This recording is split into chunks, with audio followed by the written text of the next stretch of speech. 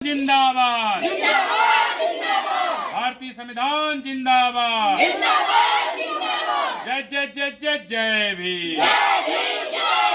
जय जय जय जय जय भीम। बाबा साहब अमर रहे। बाबा साहब अमर रहे। भैया मांगे बहना मांगे, भेदभाव से छुआछूत से पाखंडवाद से मनुवाद से। जय जय जय जय जय भीम। जय जय जय जय जय भीम। जय जय जय जय जय भीम। महिला मांगे भारतीय संविधान जिंदाबाद। भारतीय संविधान जिंदाबाद। गौतम जी, आज यहाँ इस केशवपुर ग्राम सभा में आप किस प्रकार का जो है संविधान पद यात्रा कर रहे हैं? सबसे पहले आपको बहुत बहुत धन्यवाद कि आप यमुना पार की तहसील करछना और करछना का विकासखंड चाका और चाका विकासखंड स्थित ग्राम सभा केशवपुर है। यहाँ पे सैकड़ों महिलाएं और सैकड़ों बच्चे जो है संविधान के सम्मान में, आज जो है 28वां दिन है जो हम सब संविधान के सम्मान में संविधान पद यात्रा निकाल रहे हैं। आप कवरेज करने के लिए इस केशवपुर गांव में आए हैं। आपको बहुत बहुत धन्यवाद करते हुए हम बता देना चाहेंगे कि अभी हम लोग 26 जनवरी को जारी बाजार में लगभग 1000 महिलाएं इस संविधान के सम्मान में और गणतंत्र दिवस के सम्मान में सबसे पहले हम लोग जो है जारी बाजार में गणतंत्र यात्रा निकाले। उसके बाद गणतंत्र महोत्सव के तहत एक सांस्कृतिक कार्यक्रम, वैचारिक कार्यक्रम करके हम लोगों ने जो संविधान जो 75 साल लागू हुए हो गया, इसकी खुशियां जो है धूमधाम से मनाए। उसके बाद हम जो आप कहना चाहेंगे, देश को आज़ाद हुए 78 साल हो गया। देश को आज़ाद हुए, भारत देश को आज़ाद हुए 78 साल हो गया और संविधान का लागू हुए 75 साल हो गया। लेकिन हमारा जो एक आकलन है, देश की आज़ादी के 78 साल बाद और संविधान लागू होने के 75 साल बाद भी गरीब और गरीब है, अमीर और अमीर हुआ है। इन 75 सालों में गरीब और गरीब हुआ है, अमीर और अमीर हुआ है। हम सोशल मीडिया के माध्यम से कह देना चाहेंगे कि बाबा साहेब ने, उनकी लिखी हुई एक किताब है state and minority. State and minority में बाबा साहेब ने कहा है, अगर देश में जमीनों का और उद्योगों का अगर राष्ट्रीयकरण हो जाए तो समझिए हर व्यक्ति, यहाँ जो महिलाएं आपको दिख रही हैं, ये सब जो है भूमिहीन खेतीहर मजदूर हैं। मतलब इनके घर के अगवारे पिछवारे साग सब्जी बोने की भी जमीन नहीं है। इनका 1 साल का, 2 साल का, 3 साल का अगर लड़का गुजर जाए, इनके पास इतनी भी जमीन नहीं है कि ये अपनी भूमधरी जमीन में कहीं दफना पाए। ले जाके 12 किनारे, ले जाके नहरा किनारे, ले जाके नरखोई किनारे दफनाने का काम करते हैं। ये हमारे देश की आज़ादी के 78 साल बाद ये भारत का लगभग 1/4 हिस्सा जो आज भी भूमिहीन है।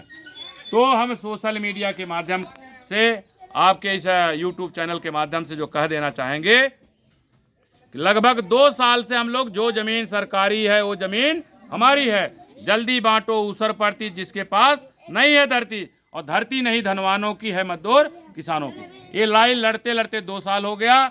2 साल में जो ज्ञापन, जो प्रार्थना पत्र हमने तहसीलदार को दिया, हमने एसडीएम को दिया, हमने डीएम साहब को दिया, वही प्रार्थना पत्र बतौर रजिस्टर्ड डाक द्वारा हमने माननीय मुख्यमंत्री उत्तर प्रदेश को भी भेजा, महामहिम राष्ट्रपति भारत सरकार को भेजा, माननीय प्रधानमंत्री भारत सरकार को भी भेजा, और माननीय मुख्यमंत्री ने डीएम इलाहाबाद को आदेशित किया है कि जो भी प्रार्थना पत्र उनके पास जा रहे हैं ये सब जमीन से मामले हैं।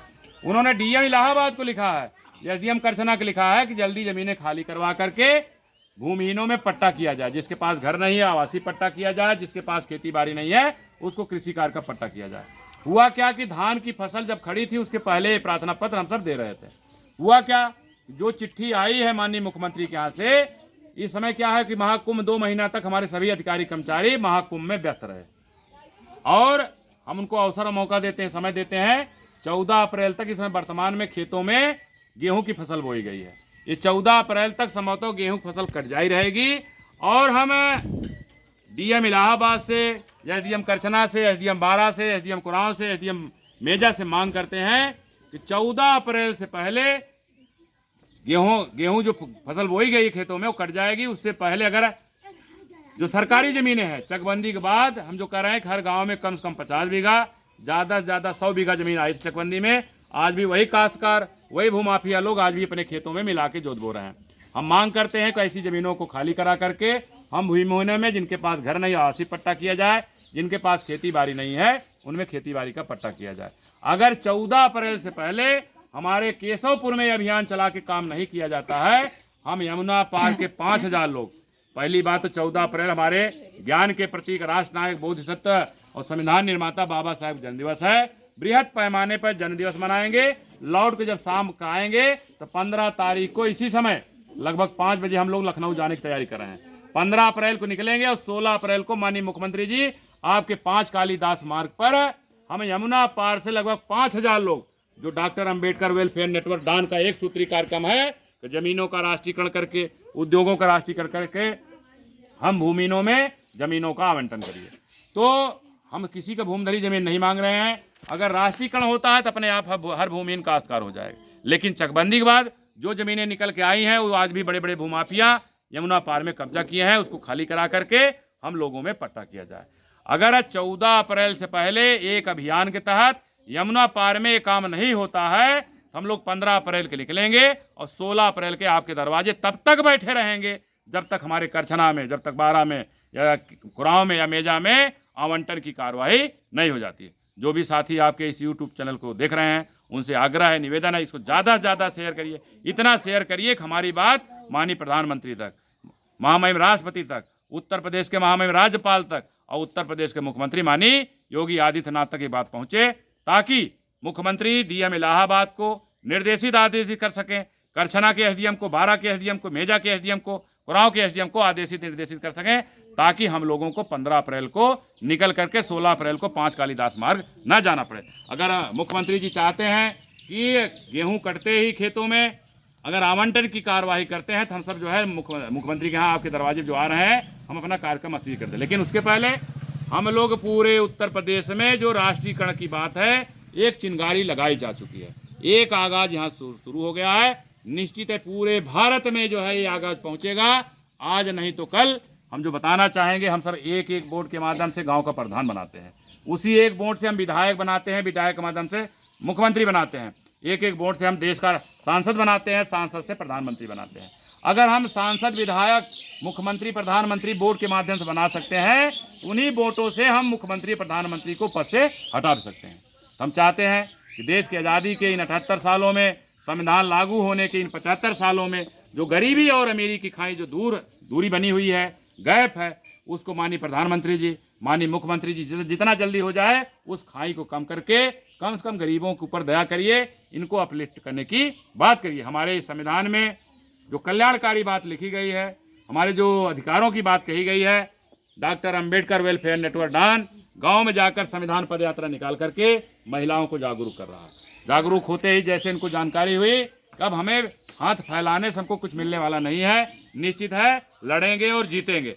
हम किसी मुद्दे पे जो रणनीति बनी हुई है, जो ज़मीन सरकारी है वो ज़मीन हमारी है। आज भी हमारे यमुना पार में कम से कम 40 बीघा ज़मीनें दूसरे लोग कब्जा किए हुए, उसको खाली करा करके हम लोगों में पट्टा किया जाए। ये अभियान जो है डॉक्टर अंबेडकर वेलफेयर नेटवर्क चला रहा है और हम लोग 14 अप्रैल से पहले अगर कार्रवाई नहीं होती है तो हम लोग 16 अप्रैल को आपके 5 कालीदास मार्ग पर पहुंचने वाले हैं। और दूसरा, संविधान प्रदत्त जो मूल कर्तव्य हैं, अगर हर व्यक्ति मूल कर्तव्य का पालन कर दे तो भारत जो है प्राचीनतम समय में जो यहाँ सोने की चिड़िया कही जाती थी, उसको दूध की गंगा जो बहती थी, भारत पुनः अपने प्राचीनतम वैभव को प्राप्त कर सकता है।